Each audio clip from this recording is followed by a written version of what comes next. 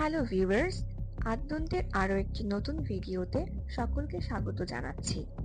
বর্তমান বাংলাদেশের একটি হট টপিক হলো চট্টগ্রাম ইস্যু। বাংলাদেশের দক্ষিণ পূর্বাঞ্চলে অবস্থিত পার্বত্য এই জনপদ নিয়ে চলছে নানা আলোচনা।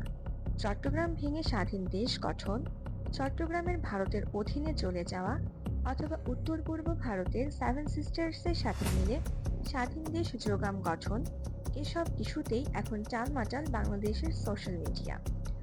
আসলে চট্টগ্রাম আলাদা হয়ে যাবে কি যাবে না সেই বিষয়ে না গিয়ে চলুন আমরা দেখে আসি চট্টগ্রাম বিভক্তি আসলে কখন এবং কাদের জন্য গুরুত্বপূর্ণ ভূমিকা পালন করবে। এছাড়া যোগামের সাথে চট্টগ্রামের সম্পর্কটাই ঠিক কি। এ সম্পর্কে জানতে আমাদের চলে যেতে হবে আজ থেকে 400 বছর আগে 1600 খ্রিস্টাব্দে, যখন ভারতে ব্রিটিশ বণিকদের আগমন ঘটে। প্রথম দিকে ব্রিটিশদের মূল লক্ষ্য ছিল ভারতবর্ষ থেকে মশলা, রেশম, তুলা সহ অন্যান্য মূল্যবান পণ্য ইউরোপের বাজারে নিয়ে চড়া দামে বিক্রি করা।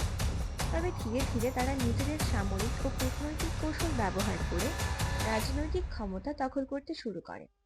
1757 সালে পলাশীর যুদ্ধে নবাব সিরাজউদ্দৌলার পরাজয় ব্রিটিশদের রাজনৈতিক ক্ষমতা দখলের পথকে প্রশস্ত করে দেয়। 1757 থেকে 1947 সাল পর্যন্ত 190 বছরে ব্রিটিশরা ভারতবর্ষকে রাজনৈতিক, অর্থনৈতিক, বাণিজ্যিক, কূটনৈতিক, ধর্মীয় ও সাংস্কৃতিক দিক থেকে নিয়ন্ত্রণ ও প্রভাবিত করে।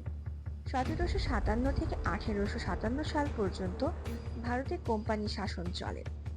কোম্পানি শাসনের প্রথম দিকে উত্তর পূর্ব ভারতে তেমন নজর না পড়লেও 1835 সালের পর থেকে ব্রিটিশ কোম্পানিগুলি আসামে বাণিজ্যিকভাবে চা উৎপাদন শুরু করে এবং উৎপাদিত চা ইউরোপের দেশগুলিতে রপ্তানি করে বিপুলভাবে লাভবান হতে থাকে। 1860-এর দশক থেকে আজকের বাংলাদেশের টাঙ্গাইল ময়মনসিংহ অঞ্চল, আসাম এবং উত্তর পূর্ব ভারতের বিস্তীর্ণ বনাঞ্চল থেকে কাঠ, বিশেষ করে অত্যন্ত চাহিদা সম্পন্ন ও উচ্চ মূল্যের সেগুন কাঠ রপ্তানি করে প্রচুর মুনাফা অর্জন করতে থাকে। এছাড়া উত্তর পূর্ব ভারতের পাহাড়ি অঞ্চল নানা রকম খনিজ সম্পদে পরিপূর্ণ। বিশেষ করে ক্রুড অয়েলের রিজার্ভ এ অঞ্চলকে ব্রিটিশ আগ্রহের কেন্দ্রে নিয়ে আসে। ফলে 1840 থেকে ব্রিটিশরা উত্তর পূর্ব ভারতকে নিজেদের আওতায় আনা শুরু করে। কিন্তু দুর্গম পাহাড়ি অঞ্চল এবং এখানকার পাহাড়ি জনগোষ্ঠী ব্রিটিশদের পথের কাঁটা হয়ে দাঁড়ায়। ফলে এমন অবস্থায় চতুর ব্রিটিশরা বুঝতে পারে এ অঞ্চলের জনগণের প্রত্যক্ষ সাহায্য ছাড়া তারা এই এলাকা দখল করতে পারবে না। এজন্য প্রয়োজন এই পাহাড়ি গোষ্ঠীর মধ্যে ব্রিটিশ সংস্কৃতির বিকাশ ঘটানো, আর এর প্রধান উপায় এই বিশাল জনগোষ্ঠীকে খ্রিস্ট ধর্মে দীক্ষিত করা।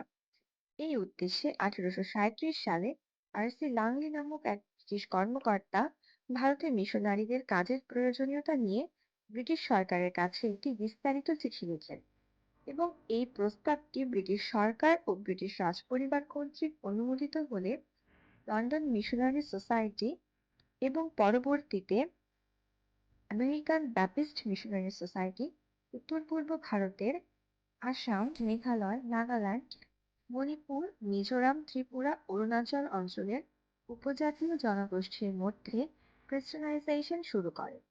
এর ফলে উত্তর পূর্ব ভারতের এই অঞ্চলের মানুষ একদম ছোট থেকেই ইউরোপীয় সংস্কৃতিতে বেড়ে ওঠে। এরপর 1857 সালে সিপাহী বিদ্রোহের পর 1858 সালে ভারতবর্ষের শাসনভার ব্রিটিশদের হাতে চলে যায়, আর তখন থেকেই মূলত শুরু হয় ভারত শোষণ ব্যবস্থার পুনর্গঠন। ব্রিটিশ সরকার পুরো প্রশাসনিক কাঠামো নিজেদের নিয়ন্ত্রণে নিয়ে নেয়। ভারতের শিল্প উন্নয়নের প্রসার বন্ধ করে এখানকার উর্বর মাটিকে কৃষির কাঁচামাল উৎপাদন কেন্দ্রে পরিণত করে। এভাবে ভারতে ব্রিটিশ বিরোধিতা ক্রমে বাড়তে থাকে এবং 1858 সালে ইন্ডিয়ান ন্যাশনাল কংগ্রেস গঠনের পর ব্রিটিশ বিরোধী আন্দোলন আরো সুসংগঠিত হতে থাকে। এতে ব্রিটিশরা বুঝতে পারে ভারতে তাদের সময় শেষ হবার পথে, কিন্তু তারা এশিয়াতে তাদের একটি নিজস্ব সংস্কৃতির রাষ্ট্র তৈরি করতে চেয়েছিল, এমন একটি রাষ্ট্র যেটি তাদের নিজস্ব ধর্ম, সংস্কৃতি এবং তাদের হুকুমে চলবে। ফলে তারা টার্গেট করে উত্তর পূর্ব ভারতকে, যেখানে তারা অনেক আগেই নিজেদের ধর্ম ও সংস্কৃতির বিকাশ ঘটিয়ে ফেলেছে। আর এই উদ্দেশ্যে 1947 সালে ভারত ভাগের সময় তারা উত্তর পূর্ব ভারতকে শিলিগুড়ি করিডোরের মতো সরু একটি অংশ দিয়ে ভারতের মূল ভূখণ্ডের সাথে জুড়ে দেয়, যাতে তারা সুযোগ বুঝে ইউরোপীয় সংস্কৃতিতে বেড়ে ওঠা সেভেন সিস্টার্সকে আলাদা রাষ্ট্রে পরিণত করতে পারে। আর উত্তর পূর্ব ভারতকে আলাদা একটি খ্রিস্টান রাষ্ট্র হিসেবে বিভক্তির কথা ভারত ভাগের সময়ও বলা হয়েছিল। ব্রিটিশ খ্রিস্টান চার্চের একজন আধিকারিক রেগিনাল কুপল্যান্ড 1940 থেকে 1942 সালে ভারতে উত্তর পূর্বাঞ্চলে আসেন এবং তার প্রতিটি সভায় তিনি উত্তর পূর্ব ভারতকে আলাদা খ্রিস্টান রাষ্ট্র হিসেবে গঠনের কথা বলতে থাকেন। আর যদি ব্রিটিশদের এমন কোনো অভিসন্ধি না থাকতো, তাহলে 1947-এ দেশ ভাগের সময় পাকিস্তানের দাবি ছিল মুসলিম সংখ্যাগরিষ্ঠ অঞ্চল মালদা এবং মুর্শিদাবাদকে পাকিস্তানের সঙ্গে যুক্ত করে দেয়া। যেহেতু হিন্দু মুসলমান ধর্মের ভিত্তিতে দেশ ভাগ করা হয়েছিল, কিন্তু পাকিস্তানের এই দাবি ছিল অত্যন্ত জটিল। ব্রিটিশ স্যার জন র্যাডক্লিফ মুসলিম সংখ্যাগরিষ্ঠ মালদা মুর্শিদাবাদকে ভারতকে দিয়ে হিন্দু সংখ্যাগরিষ্ঠ রংপুর অঞ্চলকে পাকিস্তানের সঙ্গে যুক্ত করে দেয়। কিন্তু কেন? কারণ এতে শিলিগুড়ি করিডোর সরু হয়ে যায় এবং পরবর্তী বিভাজনের রাস্তা সহজ হয়ে যায়। এই ঘটনা ইউরোপ আমেরিকার গোয়েন্দা সংস্থার নথিতে শিলিগুড়ি করিডোর কনস্পিরেসি নামে উল্লেখ করা হয়েছিল, যার ডকুমেন্ট খুঁজলে এখনো পাওয়া যাবে। আর এই শিলিগুড়ি করিডোর কনস্পিরেসির সঙ্গে তাদের নথিতে আরো একটি কনস্পিরেসির কথা উল্লেখ করা হয়েছিল, যা ছিল ফেনী করিডোর কনস্পিরেসি। হ্যাঁ ভিউয়ার্স, ফেনী করিডোর, যেটি দিয়ে চট্টগ্রাম বাংলাদেশের সঙ্গে যুক্ত আছে। যদি কখনো উত্তর পূর্ব ভারত আলাদা স্বাধীন রাষ্ট্র হিসেবে আত্মপ্রকাশ করে, তাহলে সেটি ল্যান্ডলক অবস্থায় চলে যাবে। আর এই ল্যান্ডলক অবস্থা কাটানোর জন্য চট্টগ্রাম হবে একটি গুরুত্বপূর্ণ হাতিয়ার। চট্টগ্রাম সমুদ্র বন্দর ব্যবহার করে তারা সমুদ্র পথে অন্যান্য দেশের সঙ্গে যুক্ত থাকতে পারবে। এজন্য চট্টগ্রাম খুবই গুরুত্বপূর্ণ একটি ইস্যু। এভাবেই তারা ভবিষ্যৎ পরিকল্পনা করে ভারত ভাগ করে। আর ভারত ভাগের ৭৭ বছর পর এসে এখন এই অঞ্চল খুবই গুরুত্বপূর্ণ হয়ে উঠেছে, কারণ এখন এই অঞ্চলে দৃষ্টি পড়েছে বিশ্ব পরাশক্তি আমেরিকা যুক্তরাষ্ট্রের। আর অতীতে পৃথিবীতে যেমন ব্রিটিশ আগ্রাসন চলেছে, এখন চলছে আমেরিকান আগ্রাসন। এশিয়ার একটি বড় অংশ জুড়ে রয়েছে রাশিয়া, যার সঙ্গে আমেরিকার সম্পর্ক আগে থেকেই খারাপ। অন্যদিকে আরেক এশিয়ান শক্তি চীন। 1949 সালে গণপ্রজাতন্ত্রী চীন প্রতিষ্ঠার পর থেকে চীনের অগ্রগতি কেউ রোধ করতে পারেনি। বিশেষ করে গত 4 দশকে চীন বিশ্বের অন্যতম শক্তিশালী রাষ্ট্রে পরিণত হয়েছে। কৃষি, শিক্ষা, শিল্প, ম্যান পাওয়ার, অর্থনীতি সর্বক্ষেত্রে চীনের অবস্থান ঈর্ষণীয়। আর এই সাফল্য আমেরিকার জন্য হুমকি স্বরূপ। এমন অবস্থায় এশিয়াতে আমেরিকার একটি ঘাঁটি খুবই প্রয়োজন, যাতে রাশিয়া এবং চীনকে সবসময় প্রেসারে রাখা যায়।